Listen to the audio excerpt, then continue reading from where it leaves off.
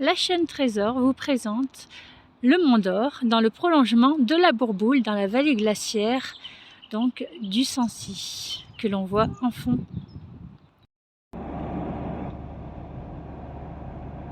Nous sommes dans une vallée entourée donc de ces montagnes.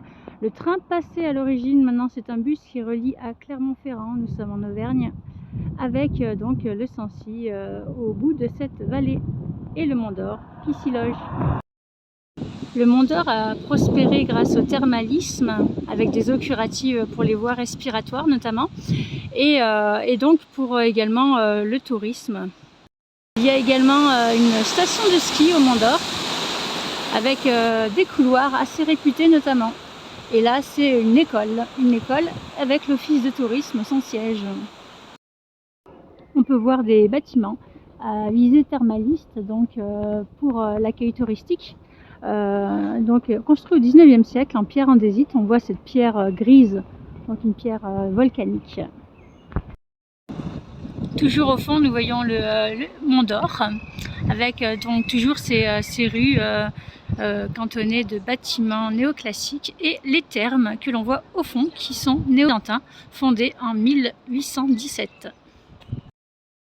Donc de l'extérieur, on voit un bâtiment néoclassique avec ses arcs en plein cintre, mais à l'intérieur, il est tout à fait néo-byzantin. Les architectes en sont Louis Charlier et François Ledru.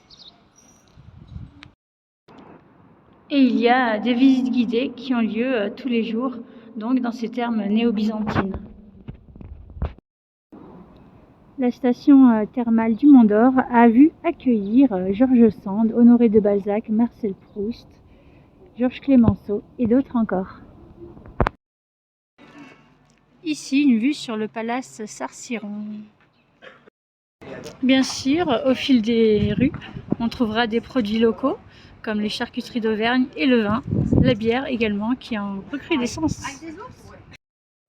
Et bien sûr, le fromage d'Auvergne, le bleu de l'Accueil, le Cantal, le Saint-Nectaire et le Salers. Nous retrouvons également une église néo-gothique, comme l'attestent ces arcs brisés. On voit des arcs qui ne sont pas tout à fait ronds, qui sont brisés dans la partie supérieure. C'est le gothique, une rosace et un tympan sculpté, donc du 19e siècle, puisqu'on voit que le style est plutôt, on va dire, stylisé. On reconnaît dans la partie haute un Christ en gloire, avec les deux mains ouvertes de chaque côté. Il est dans une mandorle, on dit qu'il est en gloire, quand il apparaît dans cette forme ovale, un peu en forme de citron.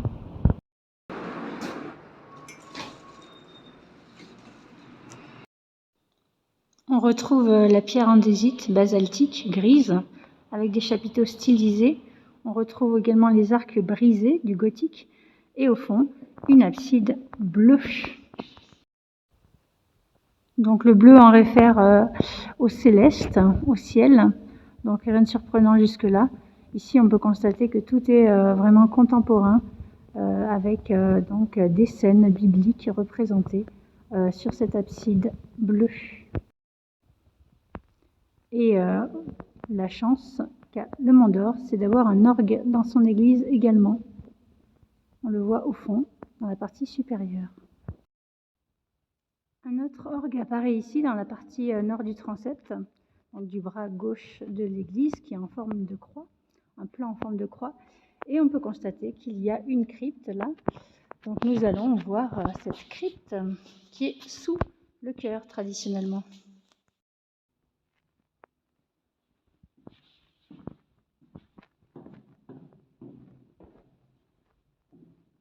Donc un autel entouré de colonnades avec, on voit, une Vierge à l'enfant, donc qui date aussi du 19e siècle.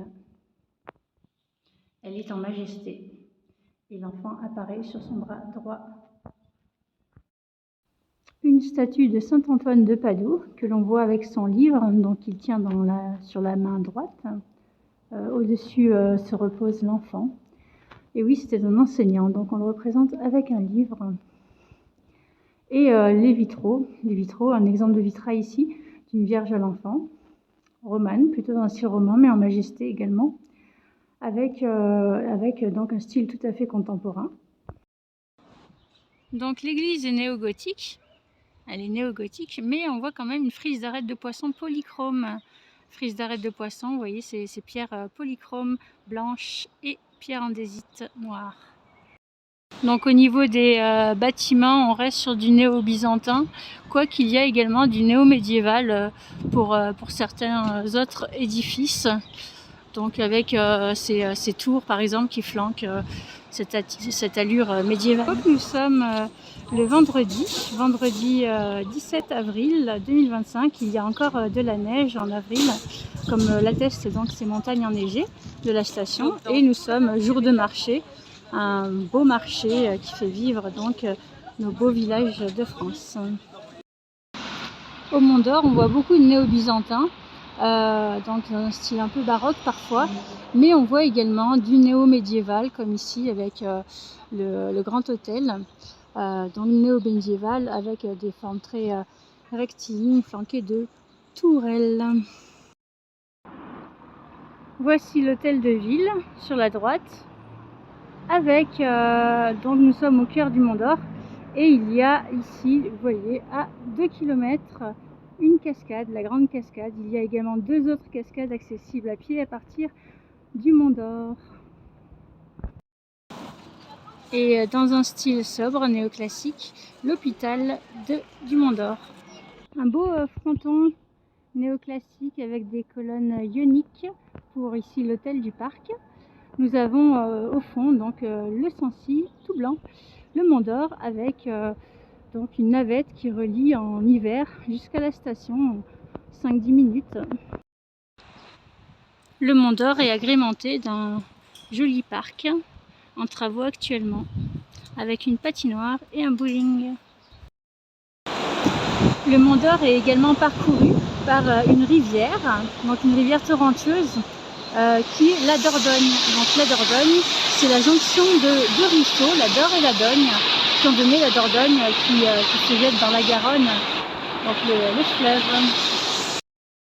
Ici nous voyons la gare du funiculaire. Le funiculaire du Mont d'Or monte au Salon du Capucin, une montagne donc qui est juste sur le côté.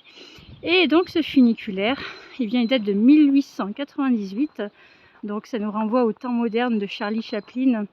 Donc c'est le plus ancien funiculaire électrique de France. Et donc tout est d'époque à l'intérieur. Il y a donc dans ce funiculaire des visites théâtralisées. Là on voit la voiture verte qui monte sur les rails donc au Salon du Capucin.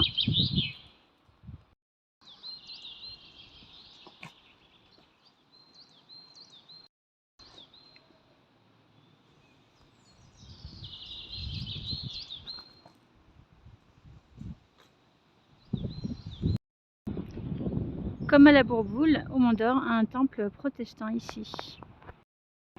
Ici, l'espace culturel Joseph Fauré, donc salle d'exposition, médiathèque. Dans le centre culturel, nous voyons donc une tête de Joseph Fauré avec derrière un gros livre, vous voyez dans la bulle, d'hémisphère, donc un gros livre, donc il était éditeur, Joseph Fauré, et ça c'est son œuvre maîtresse. Il aurait voyagé à travers le monde pour être présenté. C'est le plus gros livre jamais édité. Donc voilà par exemple ici des caractères d'impression qui donc font partie de cette œuvre magistrale. Donc l'Apocalypse a été illustré par des grands noms tels que Dali, Buffet, Cocteau aurait participé également et plein d'autres noms. Nous allons retrouver ces villas massives d'architecture balnéaire au Mont d'Or. Ces villas utilisent la pierre locale, pierre volcanique, avec de grandes baies. Donc villa massive et grande baie pour faire entrer la lumière, vertu de l'eau et de la lumière. Le Mont d'Or compte 1240 habitants à peu près et aussi agrémenté d'un autre parc avec donc ce petit plan d'eau et le puits de Sancy au fond sur ciel bleu.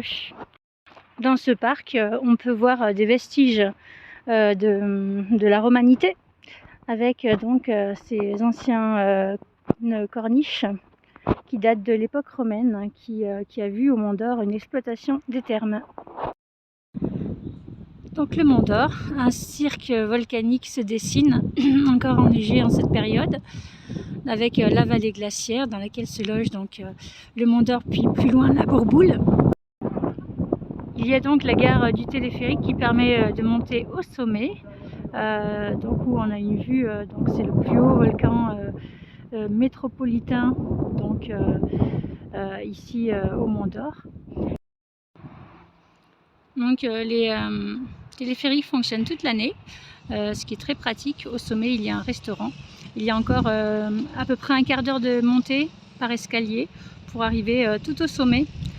Donc la légende, enfin c'est pas une légende, hein, voilà, dans l'histoire du Puy-de-Dôme, le Mont d'Or devait être le nom du département, mais le côté or ne coïncidait pas vraiment avec la nature désintéressée des habitants, et c'est la raison pour laquelle il se serait appelé Puy-de-Dôme et non Mont d'Or.